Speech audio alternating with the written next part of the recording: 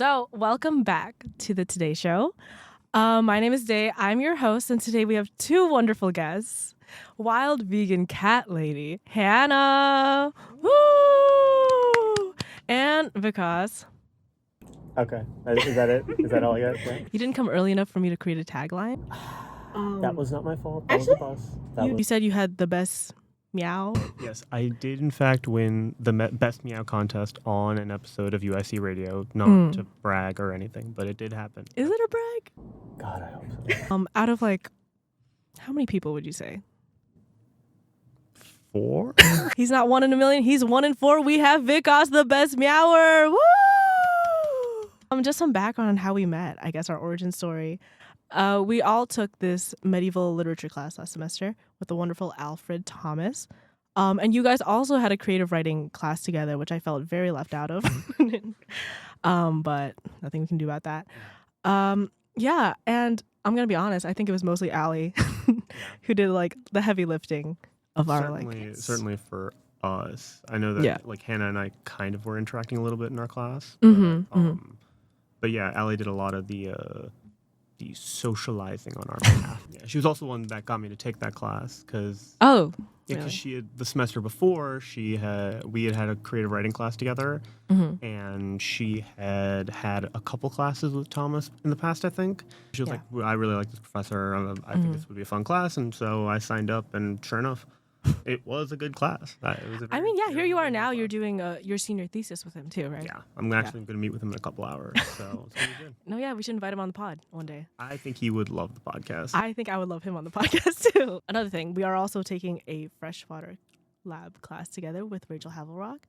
Did we plan that? No, right? No, we just all happened to be there. Up, yeah. I remember we were talking on the last day of class, and we were like, "Oh my god, you're taking the freshwater thing," but then the bandwagon over here. I did not know. Months later, I find out that Vikas also signed up for the class, to my dismay. I guess that's all the introduction we need. I don't know. Anything you guys want to plug at the beginning? Shout out Alfred Thomas. Yeah. Shout out Alfred Thomas. Yeah. His book's coming out in November. Oh, wrong one. Nope. I still don't know, that's what you're getting. His book's coming out November? Sometime in November, yeah. That's pretty soon. Pretty soon. Yeah, it only costs $100 because I'll get a copy. Yeah. So we wanted to talk about Avatar the Last Airbender, the greatest show of perhaps all time. It's certainly up there. It is 1,000% up there, at least for me. Yeah. Yes. Yeah. Every time I watch it, something new comes out of it. Yeah. And especially after this freshwater class, I am looking at it in an entirely different light. Yeah, absolutely. Yeah. We were talking a bit in the elevator about that one episode where they use water bending and earth bending to purify the water. And in the class we're in right now, we're talking about Flint, Michigan, and other places where polluted, contaminated, Polluted. Yeah. I don't know. It goes a little further than that, right? Because it isn't just like outside pollution or anything like that. It's a pipe infrastructure issue, right? In fact, could you explain that a little more for the people on the pod? Sure. So essentially, to dumb it down a ton, because there's a lot of details that I'd rather not get into at this point. Yeah. The pipe infrastructure in Flint, Michigan was really, really bad. And when they switched water supplies from I believe they switched away from the Detroit water system into a river, into a nearby river. It caused degradation of the pipes, which caused an enormous amount of lead to be leached into the water. And when this occurred, the water quality went from, reasonable to deadly practically overnight, causing all kinds of issues. And as it turns out, that hasn't really been fixed properly in the modern day, from what we understand. It's bad. Yeah, and that also is a major problem in a lot of other locations too, because a good percentage of pipes in the U.S. are still made out of lead, and water systems take steps to stop the kind of degradation that happened in Flint by adding anti-corrosive substances to the water, but there's still that infrastructure that exists that hasn't been updated in decades And in cases like Flint, it's led to a major water crisis when that infrastructure was like subjected to stress. Yeah. Yeah. Yeah. Which has sort of led us to the question: could an earthbender bend the lead out of the water? Is that not a thing they could It's do? not the logical sequence of like my thoughts. Like, Yeah. okay, I find But that about. Given that metal bending is a thing, Yes. earthbenders could certainly have power over lead. Well, waterbenders, as we've seen, have power over water. And Yeah. it's already been shown that, and as we've talked about, In that one episode that I forgot the name Yes. of. Yes. Yeah. when working together, earthbenders and waterbenders can separate pollutants from the water. Yeah. But only when working together to Unattach? intertwine Yeah. these minerals, like the earth part and the water part. Was this so to say. the episode with like the polluted city that Katara runs around healing everybody in? Yes. Yeah, the painted lady. That's the episode. Yeah. Yeah. Where she pretends to be the spirit, right? Oh, is that the name of the episode? I believe it's called the Painted Lady. You have a great memory. If I had The to guess, Painted it would be Lady. season 3, episode 4. 3. Wait, place your bets. Place your bets. 3 or 4. You have a guess? I'll say no. I'll say say no on the not what number. he said. Okay. We're both betting no. What the hell? Third episode of book 3. That was very close. Oh, Yeah. okay, so one off. Well, yeah, That's yeah, pretty 'cause- good. That was pretty good. Right, Yeah. because episode 2 is the headband, episode 1 is the return. At one point, I did know every episode of the show in Wow. order by name. I don't think I'm there anymore, but it was a thing for a while, a couple of years. It's, I would love to be back there. Yeah. it's about due for me to rewatch the show. I think the last fantasy show that I rewatched was The Dragon Prince. I do remember you talking about that. Made by the Another same great creators, show right? with major environmental themes. Wait, the and same. yes, it was made by some of the same creators. And one of the Sokka's voice actor is one of the voice actors in The Dragon Prince. He's the main character, right, Callum? Yes. Oh my Callie. god. What? I Yeah. did not know this. There's actually a couple Easter eggs in The Dragon Prince that reference Avatar, such as an appearance of Boomerang. Yeah. Oh my god. Yeah. Okay, well that's gonna be on my watch list. And we should definitely do an ATLA watch party now that I think about it. Me getting absolutely sidetracked. Like Also, the voice actor for Sokka, he has a YouTube channel where he does skits. what? And Oh. a side note, extremely, extremely funny. They're some of my favorites. I'll Sokka's one of my favorite characters. A lot of people got pissed at him, which is like that is very fair. Actually, he spent like the first season being like misogynistic. Yeah. But like, he's so funny. I can't even lie. he has an He had entire a great. Yeah. Sorry, go ahead. I was just gonna say he had a great development arc. 1000%. Yeah. It pissed me off that they decided, oh, we're just gonna remove his like entire thing from the live action remake. Yeah. Where they're like, Yeah. no, we don't need sexists in the modern day. Like he was. That is an integral part of him. I'm sorry. First off, like we do have sexists in the modern Yeah. day. Yeah. Like Uh-huh. his Yep. story was about how he was 16 and like an idiot, and he meets a pretty girl who beats the shit out of him, and he goes, oh, okay. So what I'm hearing is we need to start beating up Andrew Tate listeners. Yes. I One am day in at a full time. support. Do you guys know Date Everything? No. The game. Game. Yes. Yeah. Okay, so it's this video game where you date everything, like your furniture and stuff. And the fireplace is actually played by Dante Bosco, Oh. the voice actor for Zuko. Yeah. I was like, Love oh my that. god, they got the fire guy to play the fire guy. That's so cool. Oh, You can dude. date like concepts in that, right? Like there's like the Yeah. concept of loneliness or something you can date. The concept of dread, and I think the concept of literature too. Yeah. How does this work? How are you going to romance the concept of literature? Well, obviously it's also a sexy like person. They just happen to be representative of the concept of whatever. Yeah. think. Like the concept of fireplace. Right, exactly. Yeah. Exactly. You get it. So you're like, Okay. I'll show you. You know, this kind of relates to what we talk about, right, guys? Does it? Yeah, I think it's interesting that in Avatar, the concept of nature is like more closely aligned with humanity, as in date Yeah. everything. Oh, I don't know if that's like the best Yeah. like analogy. Sure. I mean, one of the central problems in the show is the existence of firebenders that want to separate themselves from everything else. And they go after the Avatar, which represents like the unity of all elements. Yeah. It's pretty similar to how humans love to separate themselves from nature. Be like, oh, we're separate. Everything we do to nature, it's not going to affect us. It's like some separate sphere of life. Yeah. I remember you were talking about this when developing your project. You were like, people think that the best thing for humanity is like what benefits humans, but what benefits the earth is what benefits humanity at the end of the day. Yeah. And it's super cool that in Avatar, like, the source of all bending we find out are animals. Yeah. Like, Yeah. there's dragons for firebending. Those Badger mole. moles. Badger moles, yeah. See, I'm being outdone by. Secret tunnel. Oh Exactly, my yeah. god. Through Dude. the mountains, secret tunnel. Oh my god, guys, we should just record a song here today, honestly. Absolutely, yeah. We've got the equipment and everything. And then airbending, was it the bison? Yes, the bison. Yeah, the sky And- bison. Oh, what is waterbending? It is the koi fish. It's the Oh, moon right. and the Yes, ocean. yeah, of course. The so- yin and yang. Yeah, it's like it's the yeah. moon and the ocean, but it's after they came to Earth to become the koi fish in the pond. Oh, They okay, studied gotcha. them, and they. Yeah. So it is another animal, but not in the same way that the rest are animals. It's like a concept. It's like a It's like single a concept.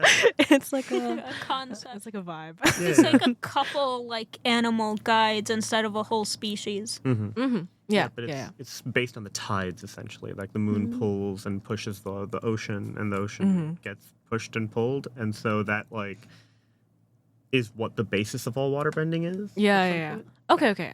I see that. Yeah. They explained it in the season 1 finale. Yue, like she's the princess, right? The one that like Turn into the moon. turned into the moon. Sokka's- Sokka's that's rough, girlfriend. buddy.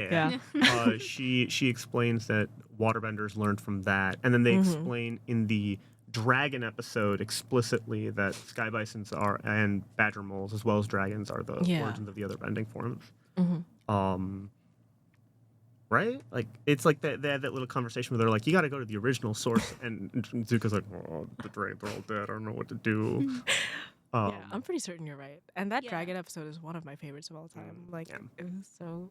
No, God. the show post invasion, like the Day of Black Sun, Oh, every episode afterwards is Mhm. possibly the best episode of the show. Like you can make a very good argument for every single episode that happens afterwards. The Western Air Temple, where like Zuko shows up and joins the gang.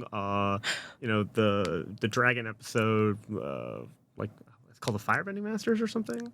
All of the boiling rock stuff where they have to break into the thing. It's like a full-on heist episode where Yeah, Zuko and yeah. Sokka have their bromance. I mean, everything. Oh my god, don't even get me started on Zuko and Sokka's bromance. Yeah. Like, I mean, there's a lot of like Zutara like shippers out there, but Sure. what we're missing out on is a Sokka. Oh my god, yeah, Sokka Zuko. Sako. Sokka, Zuko, Zuka. Zaka. It's to me like them each person getting an episode with Zuko, except Toph was Yeah. like really tragic. She clearly wanted The one. dynamic would have been like so good.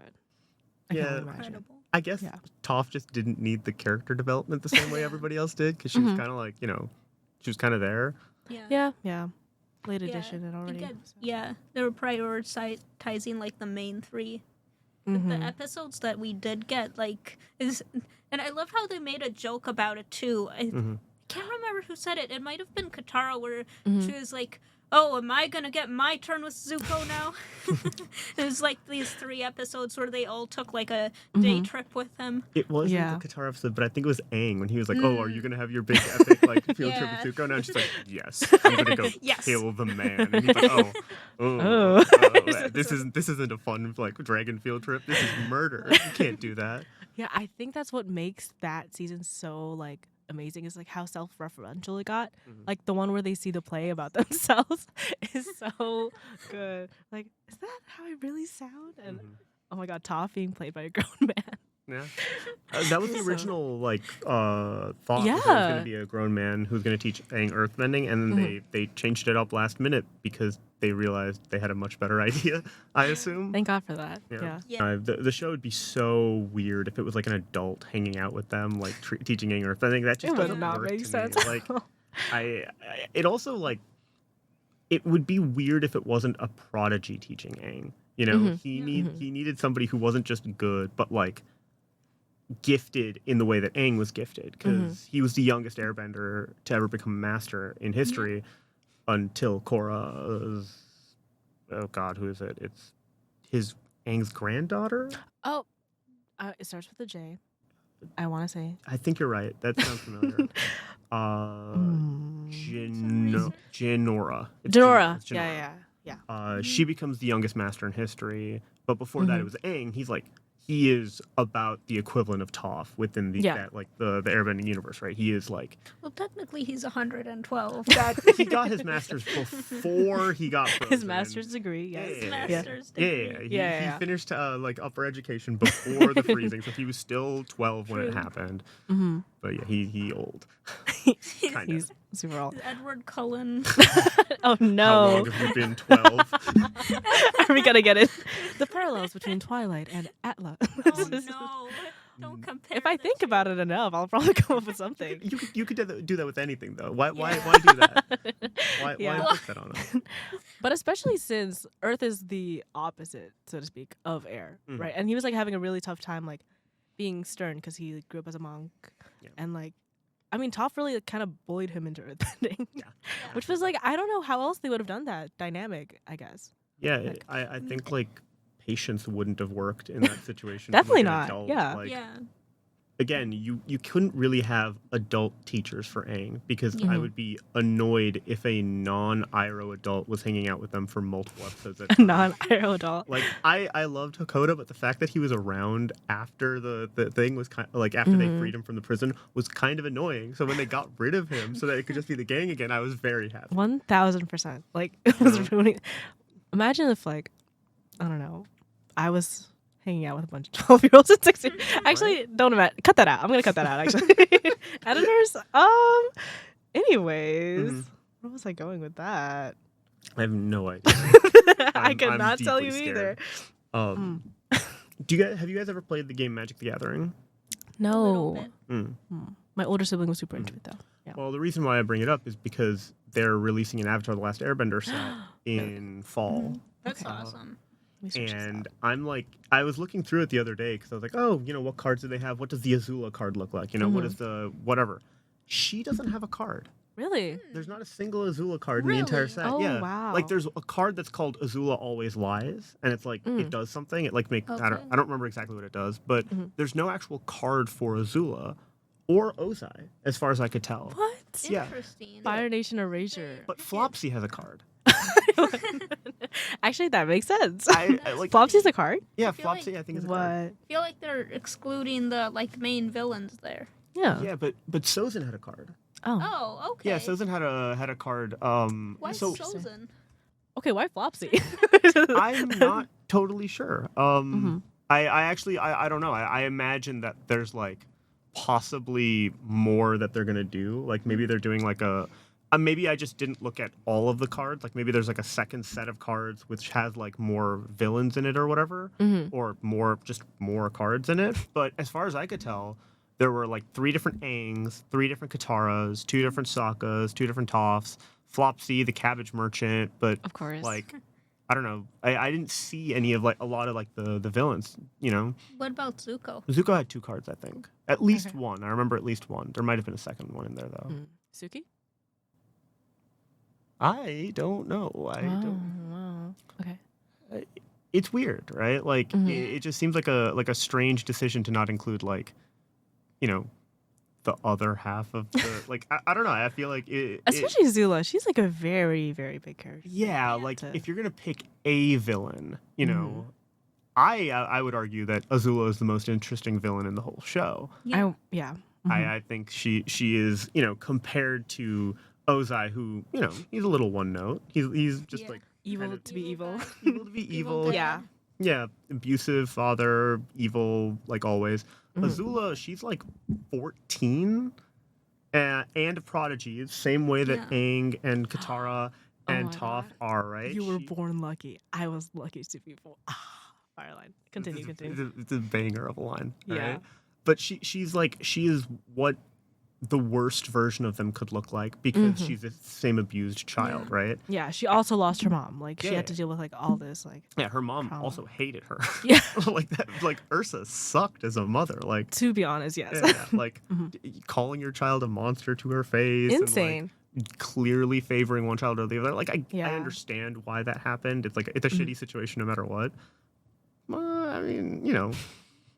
So all of that to say that I think that Azula makes for a really, really fascinating villain, as well as being very aesthetically like cool, like the blue blue fire, right? yeah. Like, come on, like there's just a lot going on with her, and I'm shocked that she wasn't like a earmarked to be like part of like, you know, them making like a whole, like, I don't know, there's like 200 cards or something in this thing. I don't play a lot of Magic the Gathering, but like I remember seeing that and going, oh, that's kind of cool. Maybe it might be cool to have one of these like Avatar cards as like a thing, you know? They did Lord of the Rings cards too, and that was kind of cool as well. But I don't know, the lack of Azula, lack of Ozai, lack of like a lot of these villains is weird. Yeah, I wonder if the person who made it was, like, a fan. Or if, you know... Yeah. Because I feel like when, people on the outside making things for something that they don't know about, like, usually that's when, like, these issues, like, come up. Sure. But I will say, like, growing up, my favorite character was Toph. But, like, upon rewatching, like, Azula, I just love how complex they really did make her character. Yeah. Like, the beach episode, she's just, like, socially inept. Like, she doesn't know how to talk. And, oh my God. The final Agni Kai between, like, Katara and Azula. Yeah. Everything Just, like- about that fight is perfect. Like it is really it is. is the best fight in the series. Yeah. Like Yeah, by yeah. a not insignificant margin. Like like it's crazy that the main fight is happening in that same episode, and it's And I not care more about... Yeah. right? Yeah. No, like you just listen to the violin that is playing it. Like it's so tragic. Like Yeah. they don't play it as like this big epic thing the same way that Ozai and Aang is, right? Azula and Zuko fighting is a tragedy, and they don't like play it any other way other than this mentally ill 14-year-old Who just cut her bangs. Yeah. No, Yeah. but listen, all right, she's Okay. hallucinating. Yes, She's yeah. giving herself bad haircuts. She's like, you know, firing everybody around her because you know, they didn't de-seed her. What were they, cherries? Like they were, Yeah. right? She's going off the You deep wanted end. me to choke or something like that. Right? Yeah. And her older brother's like, God, I can't believe I have to fight her and like you know, stop her. She's going nuts. I can see that she's going crazy. Yeah. You know, and maybe given enough time, there could have been space for Azula to have like another arc, possibly. But you know, there was not time for that. So instead, she just gets a sad ending. You know. Yeah, I would have loved a redemption for her. Because, like, at the very end, you know, they're on top of that great thing. And then, you know, like, Katara ties her up. And then she's just sitting there, like, screaming, like, she can't move. And, like, the only thing I can feel is, like, pity, of course. Yeah. You know, like, I don't feel good about this win. It is satisfying in a weird way. Absolutely. But, yeah, at the same time, like... I think part of what makes it satisfying to me is that it's under Sozin's comet and Katara still whips her ass. Yes! Like Oh my God. we've sort of been seeing a little bit of how we've known Katara is the best waterbender in universe, like by a not insignificant margin for a while now, right? Ever since she learned bloodbending, and she was like, "I'm And she actually picks just that up so stronger fast. than you." Yeah, you know, yeah. you can't bloodbend me because I'm stronger than you. You invented it, but I'm better already. You know, like in 2 seconds, right? We know Katara is the strongest, but like beating Azula under, even with the whole like mental component, right? Beating Yeah. Azula under Sozin's comet is just like she's so cool. like So OP. Yeah, yeah. I think that plays a large portion of it where she outsmarts and like she really gets to show off just how great she is. You know, everybody sort of gets their moment in the finale, and the Katara's moment is a particularly like satisfying one. I feel. Dare I say the most? Possibly. Although there is an argument to be made that, like, I don't know, I still like Aang taking away Ozai's bending. Like, I do like Yeah. that a lot. Because I like how he talks to like all of his or he goes into Avatar state and like asks all the past avatars like, what should I do? Like they're like, kill the guy. He's like, I don't know about that. Yeah. Listen, all right, Avatar has very, very few flaws. I think I think one flaw that people like to point out is sort of the like the way that it's sort of an ass pull when the lion turtle shows up in the finale to explain to Aang how to do all this stuff, right? And I agree to a certain extent. I think that, you know, I just think that what they needed to do is like foreshadow it better, right? Because the whole energy bending thing, we don't hear it mentioned until the finale, right? Which is how he removes Ozai's bending. But like that guy in season 2, who the guru guy, right? He taps Appa and is like, I can read your energy to see where Aang is. He's clearly energy bending. Yeah, right? yeah. Why not just have him say, oh, I'm going to teach you, Aang, how to energy bend so that you can access the Avatar state. Yeah. All they had to do was say that, and then all of a sudden the lion turtle coming in and saying, hey, I'm unblocking your chakras so you can now energy bend again. Oh.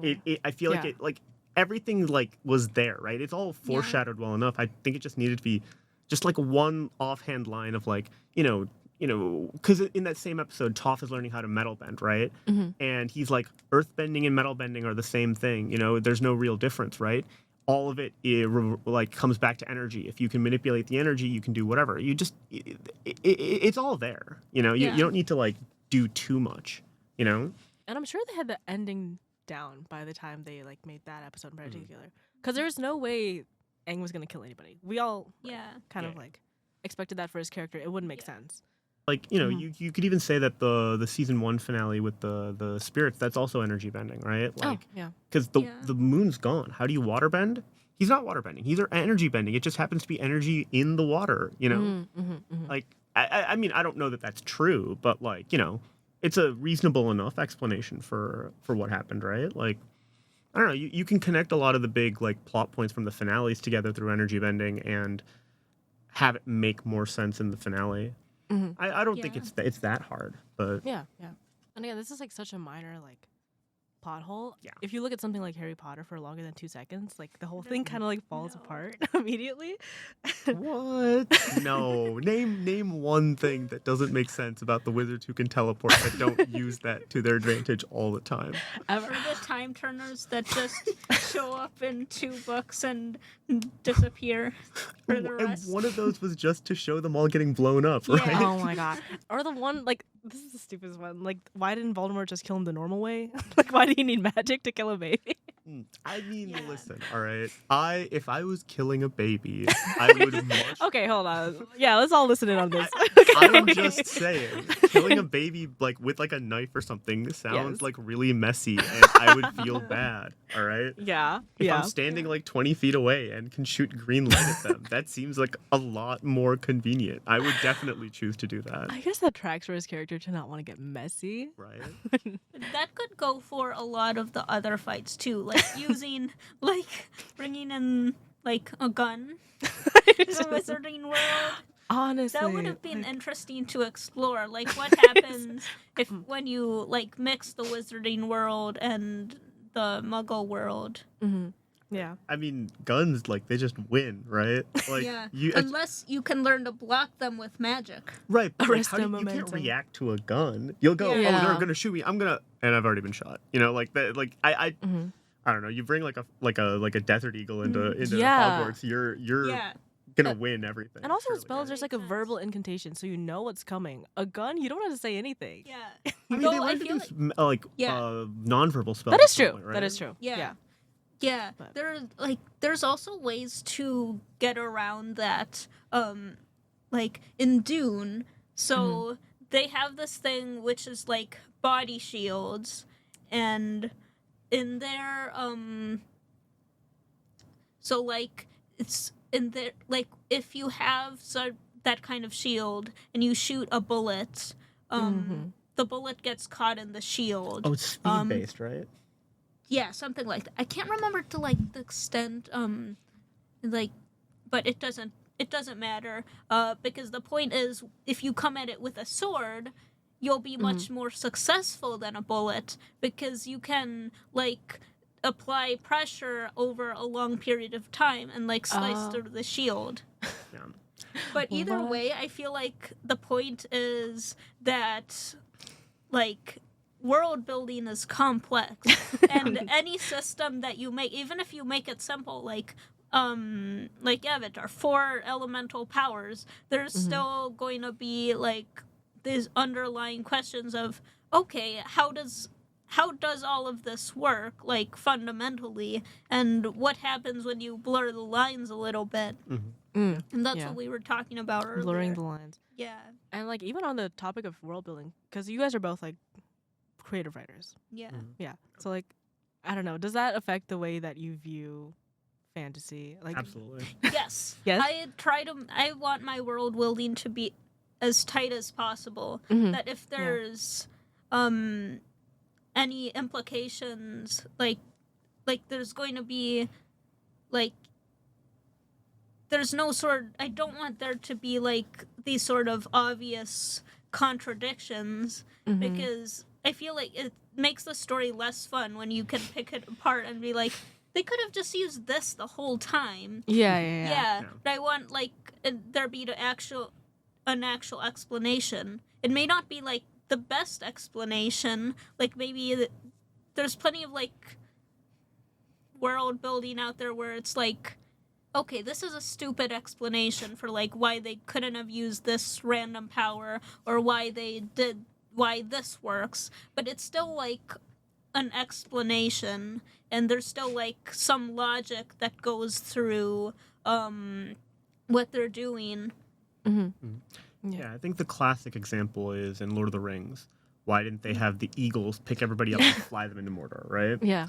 And the answer is they wouldn't get there. Like, the ring corrupts everything and everyone around it. Why would the eagles be immune? They're not, like, the giant eagles in Lord of the Rings, they're, like, they're sentient. They're, like, you know, they have thoughts and emotions and all that. They're like the minor angel category, same as, like, Gandalf and Sauron himself. Oh, really? Like, yeah, they're all in that same category of, like, minor angels that are not quite, like, gods or whatever. And so if the ring was near them, they'd all get corrupted and, like, turn into evil people. Like, of course it wouldn't work. But Tolkien's explanation for it, somebody asked him in like the 60s or something, why didn't the eagles do it? And he said, because that would make the story worse. That's a dumb story, and so that didn't happen. I mean, does he have a point? I mean, he has. He's so sassy. Yeah. Like, his portrayal of Treebeard was entirely him making fun of C.S. Lewis. Really? Yeah, the Ents are him bullying C.S. Lewis for being like really whatchamacallit, like reticent on a lot of things. And C.S. Lewis put a character into Chronicles of Narnia that's making fun of Tolkien as well, but I don't remember who. I know that they were good friends and they liked doing this sort of thing, but I don't remember exactly what C.S. Lewis was doing on his end. Narnia is interesting because in the first book it creates an entire multiverse of worlds. And then we go to like 3 of them total. Oh my god. I remember we had 208 together, and I remember Professor said, like, yeah, Narnia is a take on, what's it called? The Fairy Queen? It's like some sort of adaptation. Like Len Vol's Fairy Queen? I think the big one that was trying to be the epic of Britain. Is that not the right? Wait, no, I know what you're saying. Was it called I know Fairy the one. Queen? It was the one with like making fun of Elizabeth for not having children. Yes. Right. That That one. with like all the the dragon, right? That has like all the like, Edmund Spencer. Yes, That that is it. guy. Yeah, and I just remember, like, she said, like, yes, this was made, like, hundreds of years ago, and there was, like, a lot of sexism. And Narnia was made, like, within the past 100 years, and there's still a lot of sexism. Yeah. I mean, there's that famous essay, right? The Question of Susan or whatever regarding Narnia. I've actually never heard of this. Yeah. So basically, somebody wrote an essay in the final book of Narnia. All of the main characters show up, this big epic Avengers Assemble type moment, Yeah. except for Susan. And when they're like, "Wait, where's Susan?" They're like, "Oh, she got she grew up. She got bored of dumb kid stuff, and she wanted to be an adult so bad, and so she wanted to get obsessed with all these with boys and makeup and dresses. So she can't be here. She can't come to cool Narnia. She can't come to Narnia too. You know, it's this whole thing. And there was this essay written about how her lack of inclusion there is very blatantly this like sexist attack on feminine objects and things and desires. And I don't know. I tend to agree with it. I tend to really not understand why they had to do that. Like it seems so needlessly petty. You know, like she could have just come back. Who? Yeah, and like why couldn't they have a guy grow up? Right, like, because of their guy interest or something. Right? Like, yeah. They do imply that like the way that, like that men's interests are not the same, right? Because the guy who owns the house that they like find the wardrobe in, he's the main character from the first book. So he has gotten old, but he hasn't lost his interest and spark in the world somehow. Yeah. Whereas Susan, she turned 25 and she turned into a hag. So, you know. Because everyone knows once you turn 25, your life is over. That's true. If you were a woman.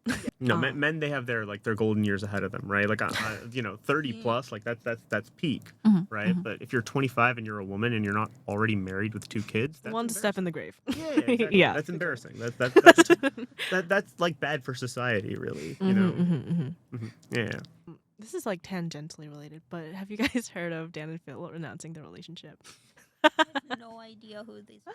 I have, yes. I'm so sorry. I have to bring it up. But I was watching a podcast titled The Podcast because, by Junkie, which is like this news outlet. And it was talking about how, you know, all this stuff came out and then like the response was like largely like, oh, big day for people who are weird in middle school, like big day for like emos or like stuff like that, like all this like self-deprecating humor. And she kind of responds like she gets the joke, but she thinks that like a lot of it is like, you know, shooting yourself in the foot a little bit. It's like growing up doesn't mean growing out of things necessarily. And I don't know, like in my adult life, I feel like I've been rediscovering everything that I've been into, like when I was a kid, except it's better because I'm not ashamed. Plus as an adult, you have like a more complex perspective on things. So when you go back to things like Avatar or like any sort of like these like really incredibly written children's shows, you can like appreciate it in full, and you can appreciate like what they're trying to do there. I mean, adults wrote the show. There's I know. a very good feeling that I get whenever I go back to an old show that I liked as a kid. I'm like, I don't remember. Does this show still hold up? Like, was I just a kid who liked a thing, or did I like a thing when I was a kid, right? I went back and I watched Wizards of Waverly Place, right? A couple episodes. And, you know, obviously aimed at kids, right? It's funny. Like, it's not, like, it's shockingly, like, it's a lot better than I, like, had expected it to be. You know, I'm going through, I'm like, oh, you know what? This is kind of funny. I rewatched the Wizards of Waverly Place movie. I was actually emotionally, like, invested again. I was in tears when they both started forgetting it was so good. There's a moment where they sit down and they're like in the woods or whatever, and the older brother Justin, who he studies a ton, right? He's like the super studious one. He goes, I study all the time because you get everything so naturally. You don't even have to try, you just do it. And I have to study like 10, 20 times as hard just to be as good as you, because I'm like, God, what the hell? This is real. This is really good. In a kid show? In a kid show? Yeah. And like they're having this whole thing about like, you know, how like they know that the end of the story is only one of them gets to have powers, and it's like inherently really tragic. You know, like it's a really weird system. As an aside, like it's fucked. There's an entire like arc where you know Haley Kyoko's character. I completely forgot. Lesbian Jesus, exactly, right? Okay. Lesbian Jesus comes on the show, makes Alex question her sexuality for 6 episodes, before trying to, you know, rewrite the system so that they don't like lose their powers, so that everybody can be a wizard. And they kill her. They turn her to stone and they blow up the statue. Like they don't like oh, they killed her, like they, you know, they teleported her away to something. No, they turn her to stone and then they break the statue. Like she's dead. And it's crazy. That show, they murder people all the time. there was an angel guy. They blow him up. I do and remember then, that one. And then they Yeah, wow, okay. it smells like chicken in here. Like, what? You killed a man. What? But like the show, surprisingly, like all that to say, the show still kind of holds up in the modern Yeah. day. It's not like Mm-hmm. like high. It's not like like high quality television or anything. But it's funny. It's Yeah, well yeah. put together. There are genuine like emotional moments, and I'm like, hey, you know what? 8-year-old me had taste. Thank God. Or Yeah. however old I was. I'm not sure, but it's a good feeling. Like I think I do a lot of things in service of 10-year-old me. Where it's like I go back to a lot of things that I liked then and go, this is still pretty cool. I still really like this. I still think I'm gonna keep this as a thing I do or enjoy. Yeah, because at the end of the day, we're all like Marioshka dolls. My little me is still like in the deepest core of my soul. Yeah. Yeah. Is Dune something you grew up with, or did you like get into it No, recently? Or I read it at like the end of high school, and then the movies came out. so you were before the movies though. Highly recommend. Yeah. Yes, I read it before the movies. Okay. Great environmental themes. Like, it's the main plot is all about like ecological change, and there's like a lot of interesting points there. Where do you And recommend related. stopping? Water. Yeah. To be honest, I've only read the first book. I see. Okay. There's a whole bunch. There's a whole series. It's a lot. It's like 8, and they're all super long, and it's also Yes. unfinished. Yeah. So there are 8 written by the original author. Yeah. Another 30 or so written by his son. Crazy. Yeah. And there is like a whole chart about how much of it you should read based on like how much you like the series. Because Okay. like the movies, I think they're gonna stop after book 2, if I'm not mistaken. Like Really? these first 2 movies Yeah. were just book 1, and then the third movie, which is gonna be the last one, is just gonna be book 2, and that's gonna be it. And they're stopping there, and that's supposed to be a good stopping point if you want to read the books. You can then read books 3 and 4 if you really want to. You can then read books like 5, 6, 7, 8 if you really want to, but that will leave on like a cliffhanger. Okay. And then you shouldn't read anything that the son wrote because apparently it's all bad. Apparently Nepo it's like baby. really really bad. Like, Really? Yeah, that's all I've heard is that like the chart was like if you all you care about is ruining the memory of a great book series, you should read these. Ruining the memory. And I was like, okay, cool.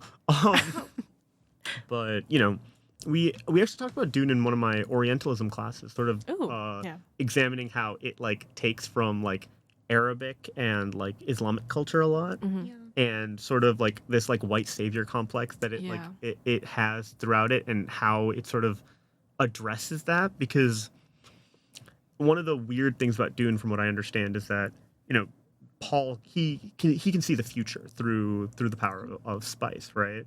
And is it through spice or? Yes, but also he has like innate powers, because he's like very powerful in his lineage. Like the whole Bene Gesserit thing. Yeah, Oh, the He's- space. the no. blue eye. No, drink? that's Is that- different. Oh, The okay. Bene Gesserit is a interplanetary religious order that has been secretly working behind the scenes for like generations. Yes, of and course. like they've been breeding different lineages to Okay. create like the perfect man, and it's specifically a man because all these Bene Gesserit people are women. Oh. Except for this guy who's like the one male Bene Gesserit, and Kwisatz Haderach, that's the name. Yeah, it's like a title. Like it's the Yeah. same. Like it means essentially the same thing as like what like Lisan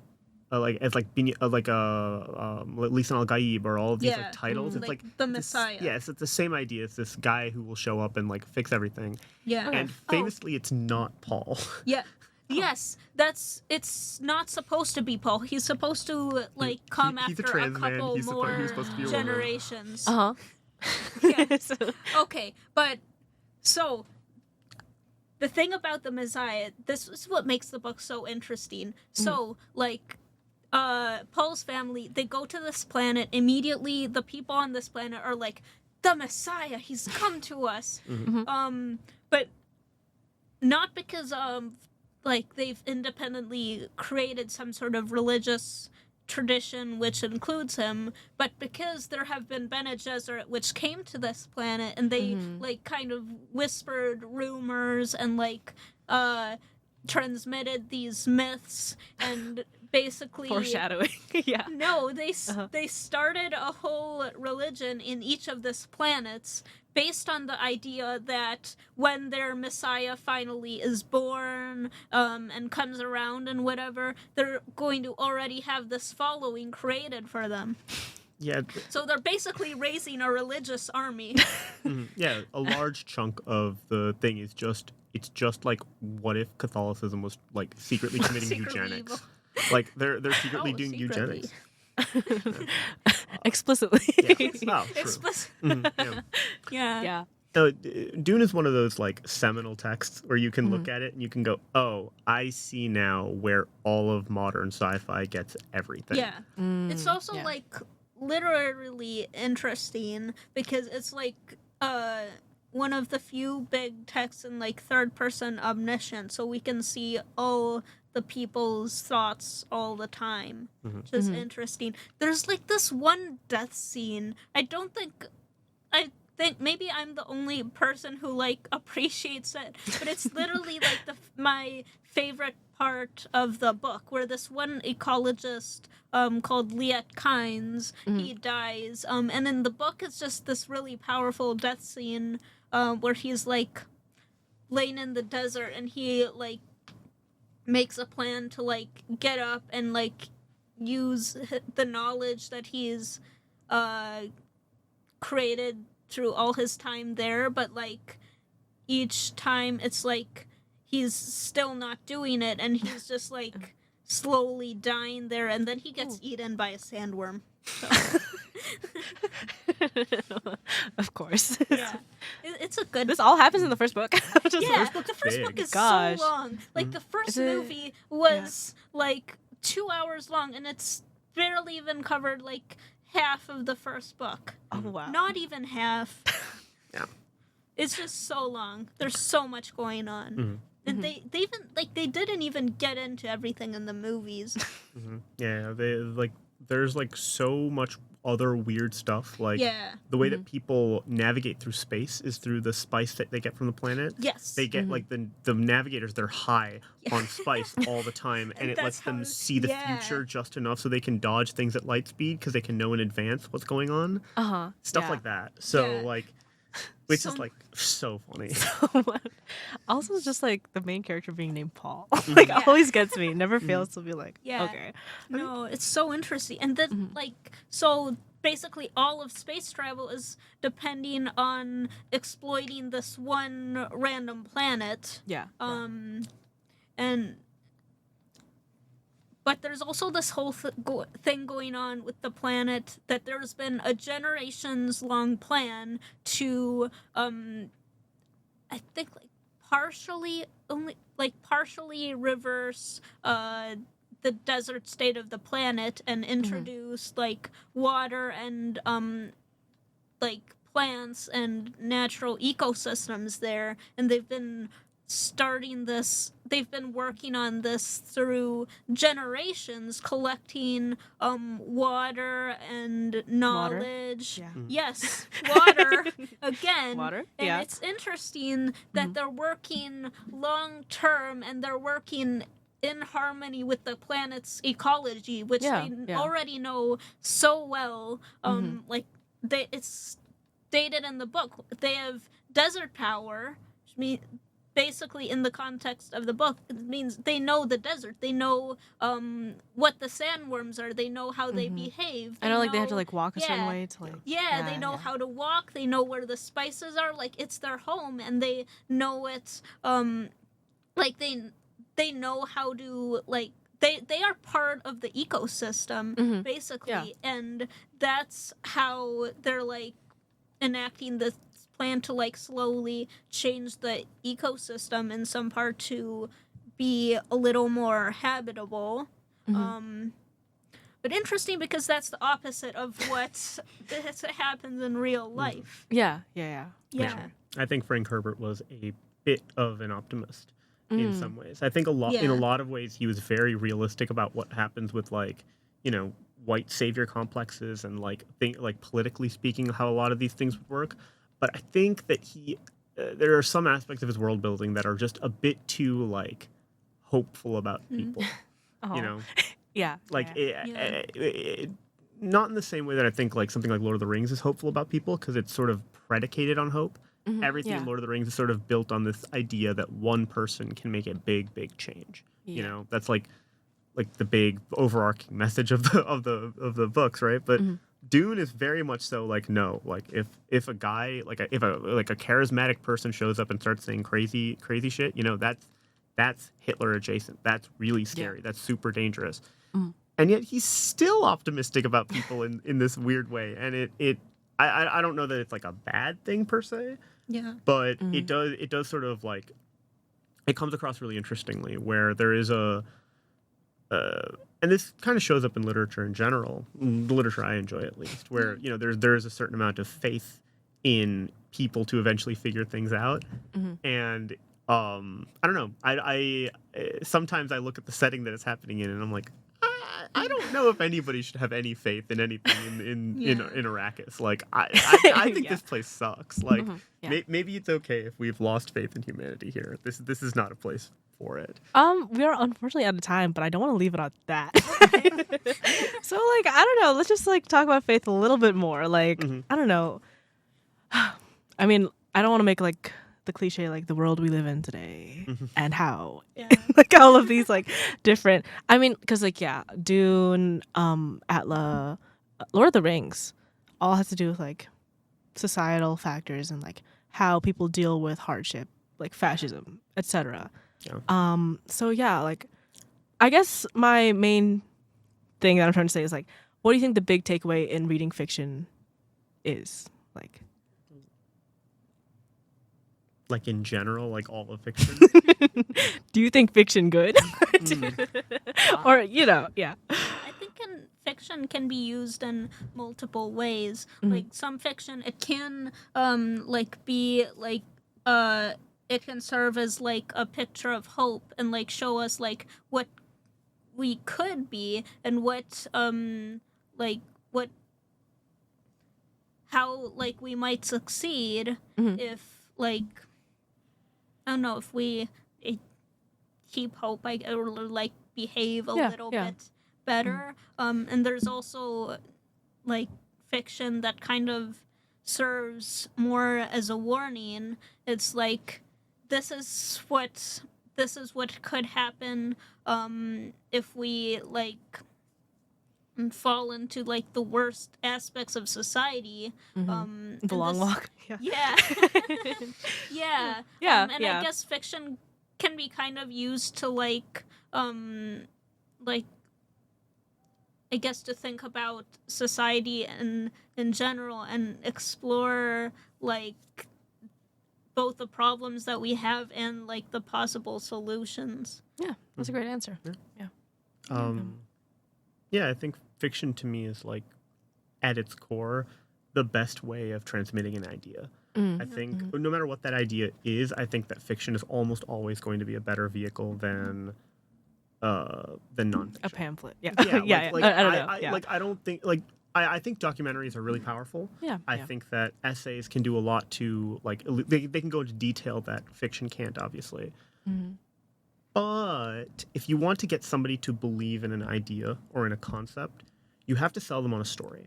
And I think that part of that, like, to me, is the power of fiction, right? Like, I'll use sports as an example, right? Sports, at the end of the day, it's just like a game that people are playing, right?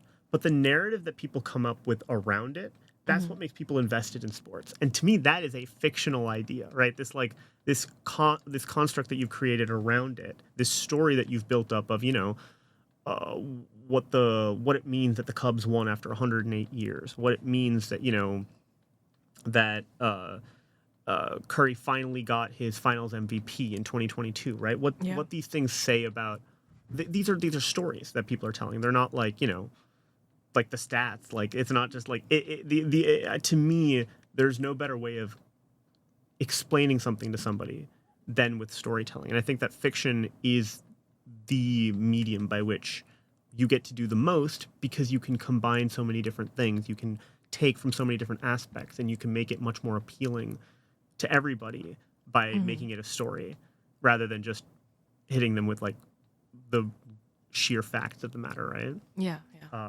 So I mean that fiction to me is just the perfect vehicle for conveying something to somebody else. I can't say it better than that. No, yeah, that's like the perfect note to end it off on. Yeah, thank you for our guests again. Yeah, for coming on. Yeah, absolutely. I don't know if we even talked about our topic, so you guys might have to come back on. So that has been the Today Show with Day. Follow our new Instagram, today.show. Okay, and thank you so much for listening. Mhm. Now, goodbye.